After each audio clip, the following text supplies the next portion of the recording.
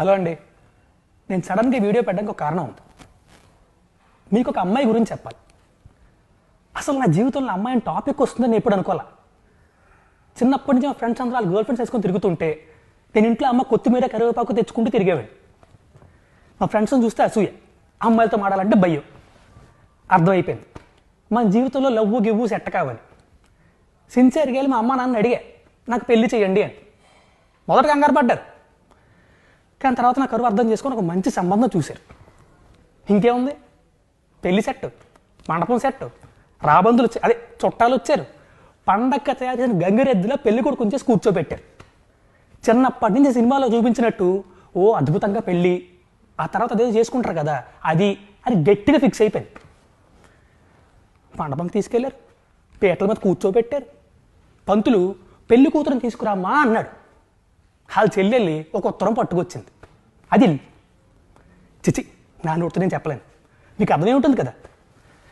మొగుడు పోయి మొండేడుస్తుంటే రంకు మూడిసి రాయసిరినట్టు ఈ చుట్టాలందరూ వచ్చి ఎదవ శార్కాశములు ఎటకారంలో సచ్చిన పోని ఇంకెంతసేపు చంపుతారండి. చేస్తా కదవలు వాళ్ళని కాదు, దాన్ని అనాలి. ఒసే నువ్వు ఎక్కడున్నా పట్టుకుంటా, నీ అంతు చూస్తా, రేపే నీ ఫోటో ఆన్లైన్లో పెడతా, మీరందరూ కూడా కనబడితే దయచేసి నాకు చెప్పండి please. Thank you very much. Hello అండి, నేను సడన్గా వీడియో పెట్టడానికి ఒక కారణం ఉంది. మీకు ఒక అమ్మాయి గురించి చెప్పాలి. అసలు నా జీవితంలో అమ్మాయిని టాపిక్ వస్తుందని ఎప్పుడు అనుకోవాలా. చిన్నప్పటి నుంచి మా ఫ్రెండ్స్ అందరూ వాళ్ళ గర్ల్ ఫ్రెండ్స్ వేసుకొని తిరుగుతుంటే నేను ఇంట్లో అమ్మ కొత్తిమీర కరివేపాకు తెచ్చుకుంటూ తిరిగేవాడిని. మా ఫ్రెండ్స్ని చూస్తే అసూయ, అమ్మాయిలతో మాడాలంటే భయం. అర్థమైపోయింది మన జీవితంలో లవ్వు గివ్వు సెట్ కావాలి. సిన్సియర్గా వెళ్ళి మా అమ్మ నాన్న అడిగా, నాకు పెళ్లి చేయండి అని. మొదట కంగారు పడ్డారు, కానీ తర్వాత నా కరువు అర్థం చేసుకొని ఒక మంచి సంబంధం చూశారు. ఇంకేముంది, పెళ్లి సెట్, మండపం సెట్, రాబందులు అదే చుట్టాలు వచ్చారు. పండగ తయారు చేసిన గంగిరెద్దులో పెళ్లి కొడుకు ఉంచేసి కూర్చోబెట్టారు. చిన్నప్పటి నుంచి సినిమాలో చూపించినట్టు ఓ అద్భుతంగా పెళ్ళి, ఆ తర్వాత అదేదో చేసుకుంటారు కదా అది గట్టిగా ఫిక్స్ అయిపోయింది. మండపంకి తీసుకెళ్లారు, పీటల మీద కూర్చోబెట్టారు.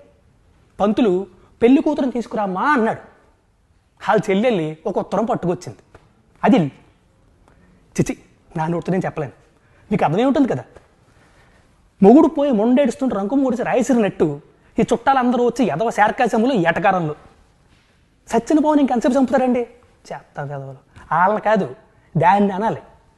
ఒసే నువ్వు ఎక్కడున్నా పట్టుకుంటా, నీ అంతు చూస్తా, రేపే నీ ఫోటో ఆన్లైన్లో పెడతా, మీరందరూ కూడా కనబడితే దయచేసి నాకు చెప్పండి please. Thank you very much.